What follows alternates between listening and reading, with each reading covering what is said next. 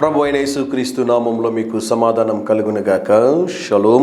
కీర్తనలు 14వ అధ్యాయము 6వ వచనము. ఆయనను యెహోవా వారికి ఆశ్రయమై ఉన్నాడు. దేవుని నామానికి స్తోత్రం కలుగునుగాక. ఆయనను యెహోవా వారికి ఆశ్రయమై ఉన్నాడు అంటే దీని ముందు వాక్యం మనం చదివితేనే ఈ వాక్యం అర్థం అవడానికి అవకాశం ఉంటుందండి.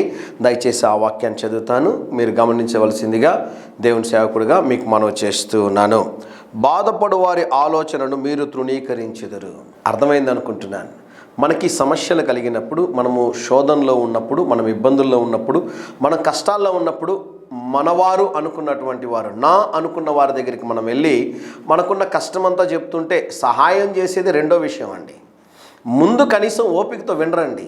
సరే సరే అంతా విన్నాను పర్వాలేదు, ఇప్పుడేం మాట్లాడలేను, కొంచెం బిజీగా ఉన్నాను, నా వల్ల కుదరదు అని చెప్తూ ఉంటారు. ఆలోచన చేశారా ప్రియులారా?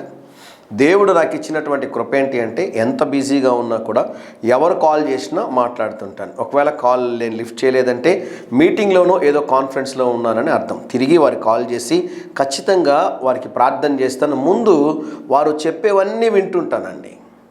ప్రపంచంలో పెద్ద సమస్య ఏంటో తెలుసా ప్రియులారా? వారి బాధను చెప్తుంటే వినేవారు లేరంట.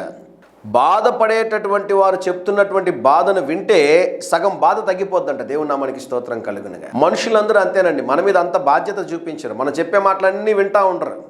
ఏమంటారు తెలుసా? నీ సొల్లు కబుర్లన్నీ ఆపు అంటారు. దేవుడు ప్రేమ కలిగిన వాడండి. అందుకని ఆ మాట ఉంటుంది చూడండి, ఇప్పుడు చదువుతాను చూడండి. ఆయనను, ఇప్పుడు మీకు అర్థమై ఉంటుంది. మనుషులు తృణీకరించినను, వారు వినకపోయినను, వారు లక్ష్య పెట్టకపోయినను, వారు నీ ఎడల శ్రద్ధ చూపించకపోయినను, నీ బాధని అర్థము చేసుకొని సహాయం చేసే దేవుడు ఉన్నాడు.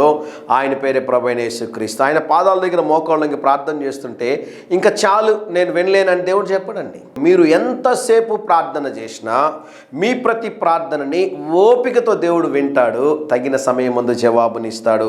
దేవుని నామానికి స్తోత్రం కలుగునుగాక. ధైర్యంగా ఈ దినాన్ని ఎదుర్కోండి.